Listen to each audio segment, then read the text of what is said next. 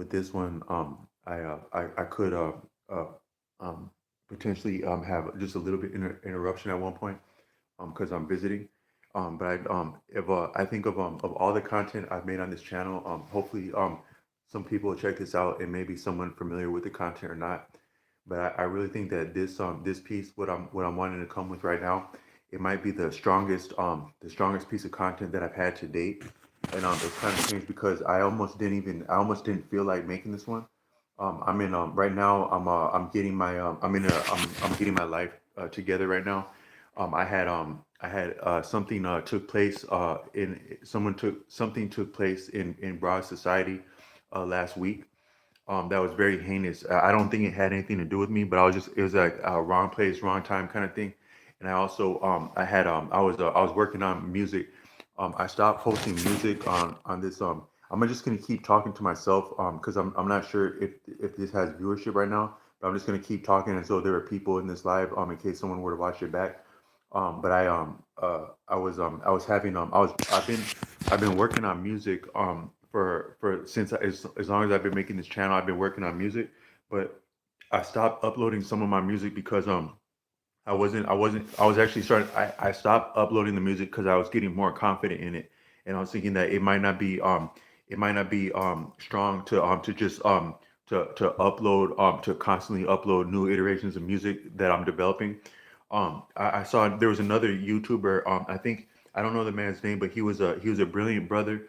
That was doing stuff with science, and he was doing it like kind of the social media route where he was charting his progress in real time and in good faith, with the aspiration that he was sharing his process, his creative process for the sake of understanding and inspiration and maybe even accountability and creativity and insight dawning upon him, and he was making real breakthroughs. I think he was making breakthroughs as it goes with like fuel and things like that. And he was proving the things he was thinking of, and he was having breakthroughs in real time, and like like the type of breakthroughs that are they have a word for it. It's like certain things will it was like disruptive breakthroughs. He was having breakthroughs that can disrupt an entire like an industry and the way things are done.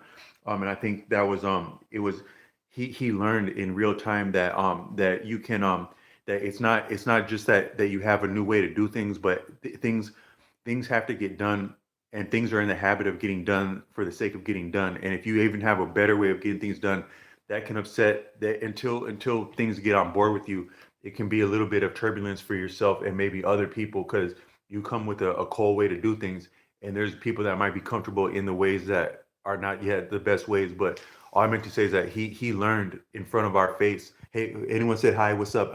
I think I don't mean just to blast people, but I'm gonna say HK's in here. Said hi. What's up, HK? One love. Y'all could be anywhere, so I just want to say thank you for checking me out, and I'm gonna do my best to come with something worthwhile to say. But shout out and thanks for saying hi on top of that, because engagement is important for any human being. Like some people say, oh, we don't need no validation, this and that. But actually, something about us is that we come from socializing, and engagement is really important, more than accolades, more because you can't really grow without without engagement. Like a lot of times, like that's a lot what's important about like childhood. It's not just that when you like when children come around and they're wanting attention, they're not necessarily wanting a pat on the back or good or bad attention. They're wanting engagement because we grow through engagement. We are one another, but we also become more of ourselves and one another through engagement. So engagement is pivotal for any human being, I think, at any stage. Maybe the highest tier of that, I don't know, like for someone that would be like a monk, or like somebody that's really developing themselves in nature. But even nature itself engage you. So, but I was getting off with that one. But this brother that he was saying that he saw, I don't know his name offhand, but he was a brother making breakthroughs in science. But then he actually had they were learning about his whereabouts because he had to disappear himself because he was getting on with so much. But all I meant to say is that whatever you have to do, so you might have a hand a car you might have a certain hand in a poker game, but it's not only your hand but how you play it. And I know I'm not the first one to say something like that, but like some of the higher tiers of understanding is when you learn the basic things. We all know certain things are when you're young. Someone say, "Well, don't kill you, make you stronger." You got to play your hand to your strong suit. You hear that when you're young, but you go through a whole life of learning, and then you really come to know what those really basic things mean like that. So I think there's a YouTuber named the Game Spitter, and he talks about a lot of rock and roll lifestyles. But sometimes he'll talk about things like where some people that may do things or may be one lifestyle, they get to a point where they forget the fundamentals, or they forget the fundamentals, or they have to relearn the fundamentals, but the fundamentals never stop being important. So that in the higher tier of any field is when you exactly come back to the fundamentals, and now you really know what the fundamentals are about. You were taught the fundamentals the first time. They help you survive the lessons to actually teach you what they mean. And so it don't really get no better than the fundamentals for a lot of things. And one of them is that you keep your hand close to your chest, and you do and you got to have employ strategy how you do things. And that's what that cold brother that was making those breakthroughs showed us. So I was doing the same thing a little bit with music, where I low key stopped posting some of my music, like the breakthroughs I was having with music, but I was still keeping me a instrument and working on it. And I wanted to show a little bit of some of the music development I did in this live. I'm not trying to make this a long one, but I wanted to say that I was planning to hold the cards closer to the chest. But also, I had some hellfire things happen in my life within the last days, not for me, but just where I was at, to make me want to get on board with things, but and look at my life. And what I came to appreciate is that I had near about, like last year, I had near about, to my taste, beat the game of life, just in that I found something that I enjoyed and that I was winning with.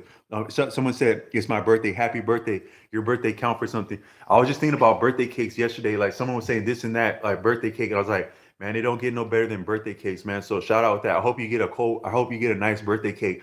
And they say you can't have certain things and eat it too. So I hope you enjoy having your birthday cake and eating it too. But even having it's a little bit better, because yeah, I'm having me a little thing. I'm having me a little birthday cake thing. Just having a little thing and having, that's a little bit better than eating the thing. It's healthier too. Having is healthier than eating. Um, but um, but happy birthday, man, and praise for surviving to your birthday, because no day is promised, no birthday is promised. So shout out for that. And I know the one, so you can do anything in this life, right? But one thing you damn near can't do is reach around and pat yourself on the back. So I'm gonna pat you on the back for that one, man. Pat on the back for making it to your birthday. Okay, so you're turning 20 this year. I turned 40. I turned 40 in about less than a month. So me and you, we must be some kind of what's the word for that? Um there's a word for like kindred. We must be have kindred birthdays, because you're turning 20. That's a breakthrough. I'm turning 40. That's a breakthrough. But 20, you got your whole life ahead of you, man. You got nothing but good times ahead of you, as long as you keep your diet right. I'm sorry. So eat sturdy, eat clean as you can enjoy your life, and protect your freedom. And always think about your freedom. Like when you make this, anytime you go on to make an agreement with someone, just think about your freedom. And your freedom comes before getting being cool with anybody, or making it. Your freedom comes before anything, even yourself. Your freedom is the first thing. So shout out with that. But I've still been working on me, the music. And I wanted to say with this is that I came to have a reckoning. And I want to say for the record, so a lot of things are better like when you're accountable and you hold yourself publicly accountable. So I want to say I think I'm near about, this does sound a bold thing to say, but I think I'm near about at the point of becoming a real musician. Because this summer I started getting blessed. Like when I was playing music in public, people have been blessing me with money, but more than that, they've been blessing me with food and rides and like cool experiences and stuff like that. So I'm really actually getting a little bit of traction with music. And I want to say for the record, I've been near about getting to the point of putting my money where my mouth is. But now now that I just want to really put my money where my mouth is, and I want to come out the closet and say that I'm trying to do music. But mine is more like, but I'm not necessarily trying to. I'm not trying to, but I'm not necessarily trying to rock out shows and stuff like that. I'm just trying to have me a little motorcycle. I like motorcycles more than cars now. I'm trying to have me two wheels, and I'm trying to not be held down, tied down by nothing. I'm just trying to have a lifestyle where I can ride me two wheels when I'd like to, and I can play music when I like to, and I can sometimes have cool things go down when I'm playing music as I like to. That's all I'm looking for. So I'm gonna come with something with that. But the message I wanted to come with today, and this is one that I almost didn't feel like making this, but I had like an inspiration to say that I need to make this message. It's like one time, like a couple months ago, I was in a store, and I was rocking me like some blonde extensions, and then some ladies were they were talking about like what does it mean to have like straight or coarse hair, and they actually got into a racial discussion on the job. A professional dirt bike rider. Hey, anybody, if you got anything cool to say about motorcycles, drop it in the comment. Okay, someone said I think someone said favorite kind of candy. Oh no, the app is asking me to ask people what's their favorite kind of candy. Or I got a better one. Better than what's your favorite kind of candy? Do you know what the hell M&M means? Do you know? Does anybody know what M&M stand for?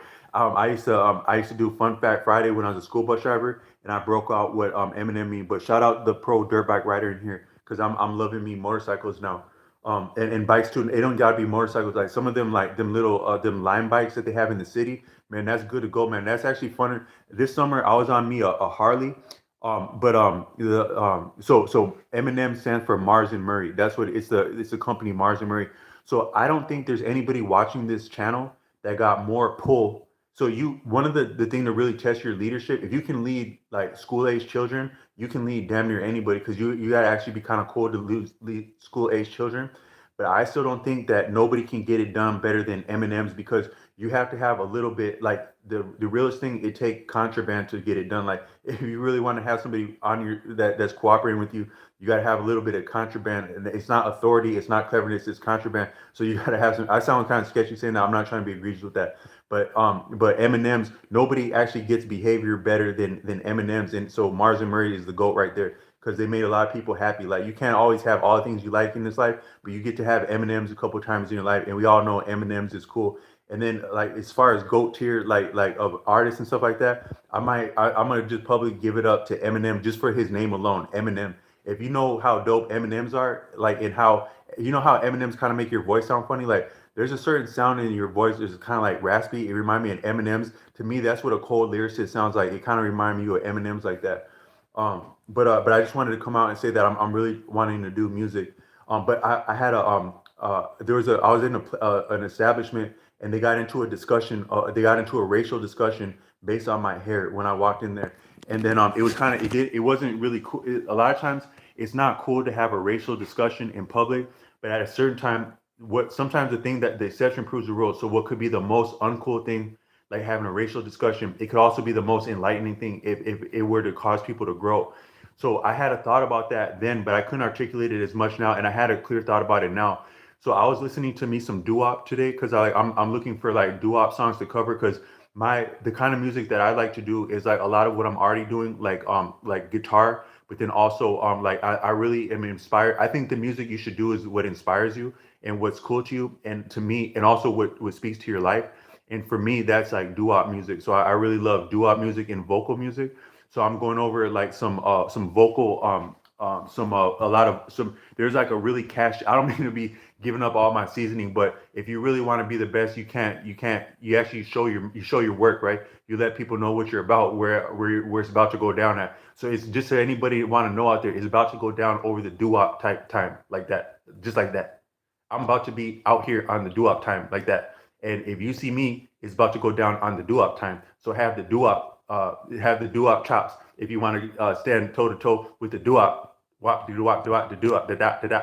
But but all due respect though for everyone out there, but I'm working on me some doo-wop covers, and there's a lot of them on YouTube. Like if you just go down the rabbit hole on YouTube, there's some cold, sometimes rare, unreleased doo-wop. And I dare anyone to take their old lady outside around somebody that's sturdy around them doo-wop chops, man, because I know I wouldn't want to be caught out slipping somewhere, somebody busting out them doo-wop chops when I got some company. But if it's really about love, see, the best thing is that love don't take nothing from nobody. But one of these songs that was so cold is that I was listening to so I actually I sometimes you can actually seek people out on YouTube. Like I've sought out at least two excellent scholars on YouTube. One is I made correspondence with the Grand Street Taj Street Bay in the past, and I've also made correspondence with Morris Brooklyn on YouTube. Morris Brooklyn had a YouTube channel called Morris Brooklyn where he talks about some really keen insights about health and things like herbalism that would be hard to find. It's off the beaten path. But then he also made reference to his personal web page. And at that time, this was like 22. I landed on his webpage, and he had a means of contacting him where he could be approached for personal consultation, whether for individual or for a group, whether he meets you online, he meets you where you stay at, or you come to him. He would have that available. So I actually took advantage of that in the year 2022, and it wasn't expensive to do it. When I did it, he spent a whole day with me, broken up over 2 sessions. Then he took copious, detailed, scrutinizing notes while we were talking, while he's enlightening me. He's taking notes. Then he followed up with those notes in like less than a day, and he broke down all these cold resources and books. And he followed up on our conversation with the salient points of research. He cut my workout for me for a couple of years, just talking to him like that. And he didn't charge next to very much at all for that amount of attention that he gave me. And he was saying that, like, if you're interested in spirituality, I highly recommend that you tap in with the spirituality of the people you come from. And if you are such that you are a first generation American African and you're actually familiar with the people you come from, because my father's from the country Namibia, he has a dual ancestry of Herero and Ovambo people. That my name is Ovambo and my brother's name is Herero. And my father is fluent in those languages and familiar with that. But the brother Morris Brooklyn said that one of your sturdy moves, and this would be for anyone watching this, is to really tap into your roots, the ancestry, the what would be of spirituality from your roots, like where you come from. It may speak to your experience, because that would have likely been informing your ancestors' experiences, and you are still part of your ancestors. So what your ancestors would have been engaging with as spirituality goes could likely serve you. And if you have a root, if you have a connection, a lot of us American Africans don't always have we may or may not have an understanding of the people, the regions that we emanate in Africa, to different degrees. But I was blessed with that because of my father. But he was saying you would do well to seek where your people, like Namibia. And then he had looked up some of these people within a day, and he was actually teaching me things about my own people, how cold that brother was. But then I also have on my mother's side, they would have been reading the Bible likely, so the Bible may speak to me. So I would imagine, like a lot of American Africans, you would have ancestry similar to me, both with the American with the Holy Bible, and then also African spirituality likely. But respect to anyone from any one part of the world, from your particular pedigree, but also what works for you now, whether that comes from where you come from or not. Anything that works for you is good to go, because if it worked for you, then it worked for all of us if you're doing sturdy, upright things. But no judgment with anything. But so um, uh, but he was said that a lot of times people are a little bit misappropriate. Sometimes when you borrow from another culture, you may mean well, but if you take something out of context, it's just like what I'm saying on this video. If you were to take this segmented and break it out of context, it may be confounding, or have a completely different meaning. I'm not trying to say that like that's original, but just to support that the context of something is meaningful. So according to him, a lot of times when people say the ancestors this one and the ancestors that one, that's largely being appropriated from African culture and aesthetics, like around the concept of ancestors plural, like that. Africa is not the only one to talk about ancestors, but when they say the ancestors, a lot of times that's reminiscent of African culture. And some people may think that when you say the ancestors, you're referring to epic, your large swaths of human beings that have been your ancestors. But according to Morris Brooklyn, when they say the ancestors, that may more so refer to just a few to several generations back of your paternal sires. That's your fathers, the men who have sired your fathers, who have also who have also been the parents of your mothers, and maybe your female relatives, and your current female and male relatives. But the male sires, 1 to 2 to 3, maybe 4, 5 generations back, but more so about like maybe 1, 2, 3, 4. I'm sorry, 3, 4 generations back of those sires. That's what's referred to as your ancestors in the in the strict African sense, according to Morris Brooklyn. And it's an actual is that would be why you retain so much of the resemblance of your ancestors, is not only that you are all your line of ancestors, but that you are your line of ancestors again and again, and now again and now again, and one and third time, and now first time, and the second time, and third time, fourth time, fifth time, and now first time, second time, third time, fourth time, fifth time. Almost like a group of friends, your friend group in high school. It likely your real people that you really rock with. It likely wasn't a lot of people. If you're like me, maybe like 3 people, 1, 2, 3 people. You get up to 4 or 5, and you got it's a little bit more politics. But that actually may be similar to your line of ancestry, is that it's just a few of y'all bringing y'all back, and that's kind of deep like that. That had been just a few of y'all, this many iterations, this many go rounds. So in a deeper sense, it's just you, is that this many iterations of life, because a lot of life is about cycles. You can appreciate life any way you may, but you can't get outside of cycles. I think I read a book about poetry, and it explained that all of life is, from the youngest age, is about rhythm and cycles. Like even as a baby is constituted of a lot of cycles: the breathing, the heart rate, the waking, the sleeping, probably a lot of the speech cadences, the moods at different time of the day. These are all very deeply cyclical, and so such is our life, but also such is ourself. Is that we are comprised within and constituted as a cycle, and we maybe have conscious reasoning and will within that, but anything that we would use with our will is upon and within cycles and further compounds cycles. But we can transcend and dispense with and create new cycles, but not outside of the function of the cycles we come from, and such is our ancestors and also ourself like that. So I was listening to this doo-wop song, and the doo-wop song is a beautiful song, but it's actually in the name of my mother. So a lot of your doo-woppers, they were a lot of the doo-woppers that I see on YouTube, they were primarily but not only Caucasian at that time. Like in the 50s, like the doo-wop, there was an entire movement of doo-wop that people may not be familiar with. It was part of the iterations that give us our popular music now. But I think it was a part of, but before like rock and roll proper had been like some of your doo-wop acts, and they were largely Caucasian, but not only Caucasian, but the Caucasian and non-Caucasian doo-wop is equally brilliant. It's similar sound and quality, but this particular group of doo-wop that was sang a song in the name of my mother. They were, so a lot of these doo-woppers, they would fall in love with the exact same person, and they're all singing harmony in unison to the same person. It's kind of beautiful like that.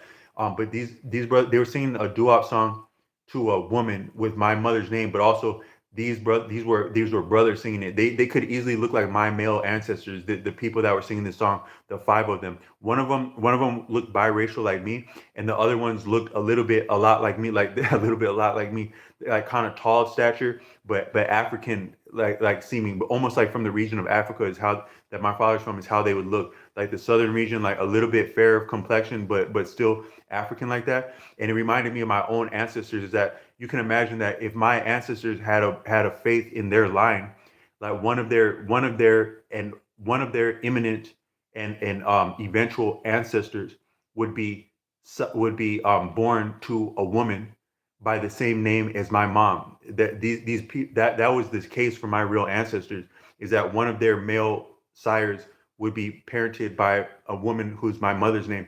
But then also in this duop iteration, I found these men that look like they could be my ancestors or myself, being biracial and or looking like they could be from Southern Africa, were singing something to the name of my mother. So it was kind of deep for me like that. But it made me think about like what it is to be a human being, because like all of us are different watching this, right? We all have things about ourselves that we like, and things that we like less, and things that other people like and like less, and things that we like for other people liking about us and liking less. And it's kind of deep when you think that. See, to me, the beauty of life, and I wanted to reach for this when people were having a racial discussion based on my hair, is that like we have certain pretensions about race. Like I wouldn't be the first one to say that race is a social construct. Just like you have social engineering now, a lot of us we can appreciate that we are undergoing social engineering now on a lot of levels in modern context. We can appreciate that. But sometimes some of the things that we banter with and that we appropriate and that we accept, we forget that they had also been social engineering in the past, because social engineering is not new. So the very construct of race itself as a limited designation, is that's a social engineering construct, because all things are relative, including identity and constitution as an ethnicity, as a member of nature. All members of nature are a flowing spectrum, but a unity, diversity within unity, and unity within our diversity. Unity that is impossible and redundant without diversity, and diversity that is impossible and redundant without unity. That is heterogeneity, vis-a-vis, juxtaposed yet interposed and composed and comprised and transcendent of both similar and other, self and other, same and different. That's I put in another video that a lot of times the ends of a spectrum prove the spectrum and substantiate the spectrum and give meaning to the spectrum and are the spectrum. The ends of it are such is time and space, such is life itself. Both I would imagine that if you really were to break down time, space, self, other, they may all be the same. And the essence of what the realest meaning of which would be the rhythm of which, right? So like a lot of our senses, right? We wake. So I'm considered a human being. I'm considered a human being. If I'm awake at night, that seems like a little bit sketchy, man. Like, what's this fool doing outside at night like that, right? But you see a raccoon out there at night, and you expect them to see that. It's still unique to see a raccoon at all. But you see a raccoon in the daytime, that might seem funny, but you see him at night, and that doesn't seem funny. The main difference between me and that raccoon, probably the fundamental difference is just the rhythm that we exist at. We both have a different niche and lane in an ecosystem. Therefore, it is to our strong suit because I think you really don't survive life outside of niches. I don't think you thrive. I'll be one to say I don't think we thrive in life without niches. That's like our strong suit and our propensity and what we excel at. Such as that's our lane and our mode and our function in the ecosystem, but it amounts to our unique rhythm in that ecosystem. Us abiding within that rhythm, it makes us a lot of what we are. So the difference between any two members of an ecosystem, it may be on the first place the rhythm, and then all that would come out of that would be a function of that. Your actual, I think they say form follows function, but function follows rhythm. So it's the rhythm of the so it had been the rhythm, then the function, then the form. But no function or form is better than or independent of the rhythm, and the rhythm is no better than the meaning, and the meaning is all of us. So it's life like that. So I'm saying is that to put a hard stop at a category, to categorize anything is, I think, is a form of discrimination, is because you're saying that you are a member of this cohort, therefore you are like every other member of that cohort, and that can be limiting, and life is anything but limiting. But all I meant to say is that if you think about life as a spectrum, and race as a social construct, but then also life as a spectrum, none of us is any better or worse than the other, and none of us is viable without the other. So whatever you like about yourself, whatever you don't like, whatever is liked about you, whatever is not liked, whoever is having that standpoint wouldn't also be viable without you being that. Because if you were to change that, you would change the entire you would change existence itself if you were to change any member of existence itself, and how they. So all I'm saying is that the way that you can appreciate, like some, I personally, I have a lot of respect for people that are short of stature. I don't know why. Like I'm tall of stature. I have been most of my life, and now I'm about 6'4". But I've always just had respect for people that are like, I've never been one to mock or make jokes about people that are short of stature. And but I still think I may be a little bit privileged at being taller. Some of your, I was reading a book about, I think it was the man who trained Michael Jordan, and he was saying that sometimes people that are taller, like in sports, they can be a little bit easier to, like, when they're very tall, they can be easier they can be easier to mishandle, like by a coach or other players, because they're accustomed to the graces and the pull and the favor that come with being tall. Where sometimes people that are short of stature have had anything but that, and you can see it. Like some people would say, like the little man's complex derogatory, but it doesn't have to be derogatory. The same thing that can be derogatory can be a strong suit. So I'm just saying, like me personally, one thing that stands out to me, one thing that's unique in my experience as a person of tall stature, is I actually respect and think that people that are short of stature are beautiful. That's been one thing about me. Some of the I've sometimes thought that some females that I know are very. I've appreciated some females that are very short of stature in my life, and then also I've had a lot of respect for men that are short of stature. But all I meant to say is that the only reason I suss that out is because if I was an individual, if I was really an island unto myself, then it may or may not be better to be tall, and I could maybe think of myself as being better for being tall if I were viable as an island. But I think that, and then also if someone was shorter of stature or they didn't appreciate their stature, they could say that they would be that they could they there would be something different if we were an island unto himself. But I'm saying that none of us are viable without the other one, and so if you appreciate life from that standpoint, is that we are all exactly members of one existence, and this existence is not viable without each and every one of us being exactly like each and every one of us is. because what makes each and one of us like what we are is the actual real story of life itself, which is beyond beautiful, way beyond beautiful. I would be that would be one thing that'd be blasphemy, would be to make a judgment or an appraisal of what the story is of life. But I'm just saying that all the things that make life what it is, both in terms of what make it viable, but also the story of it, the loving of it, the suffering of it, the loss of it, the joy of it, but it all amount to the joy. That is indispensable with whatever would make a person be constituted as what they are, appear as what they are, be familiar with what they are, come from what they are. So if you appreciate the sum total is that each member is viable as an individual, unique as an individual, eccentric, but that as a function of the greater whole, and the greater whole is a function of each individual's eccentricities and strengths and weaknesses that make life viable. So from that standpoint, each member of life itself, existence, is exactly beyond beautiful as is life itself, and inscrutable, indescribable, and indispensable. Each one of us with our unique stories, with our triumphs and our losses. I just wanted to say that as inspiration, is that life is exactly as it should be. Like sometimes, like what do you think about like this and that discussion? It is exactly as it should be, but yet it's also improving because it's excellent. So we have more to improve, but life is just as it should be. That's all I meant to say with that. And I hope that can be inspirational with that, that we are as we should be and life is as we should be if we are still alive and we still have interest in things worth living for and serving for. So with that, I'm just gonna play a little bit of music that I got real quick, and then I'm making this as my send off and my public statement to hold myself accountable and share my progress to this point, is that I'm making a hard decision to become a musician. And watch out as the doo-wop goes. Don't be posted around no corners and you ain't got them doo-wop chops when I come through with my guitar, because I'm about to be singing with the doo-wop. But here go. This is a little song I've been working on. And it may be similar to other iterations of music I've done on this channel, but it is actually different. And this time it's on a ukulele. For this, I'm using a parlor size ukulele, and I found that the ukuleles are they're really brilliant for melodic music. So a lot of my music on the guitar, it was more and more melodic leaning, so that the ukulele can have really redeeming melodies, and it can be very romantic. It's not it's short, like I'm talking about taller and shorter stature. The ukulele is shorter of stature, but pound for pound, it can really pull its weight around any other instrument. I really believe that. So I got some music coming with this parlor parlor size ukulele. It looks bigger when I'm holding it, but it's pretty small like that. So I'm about to play y'all some music real quick, and then I'm gonna dip out real quick.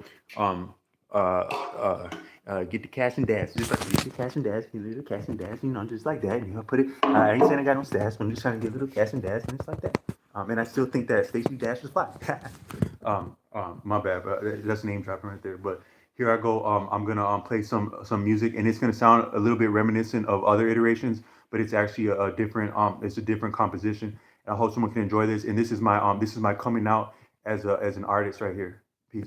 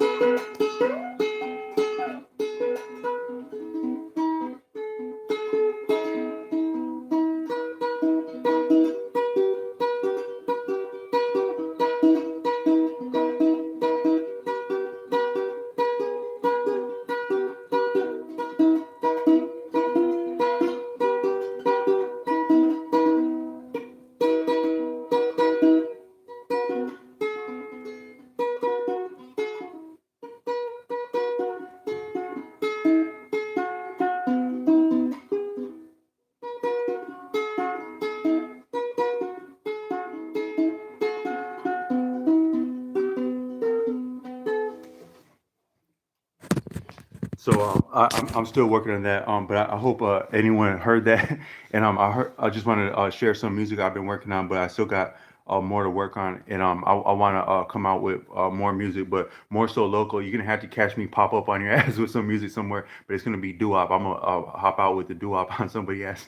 But I hope everyone's having a good day out there. And I just want to share inspiration where I'm at, and just say that I'm standing on music. And I hope anything that you're on, that you stand on that right there. Peace.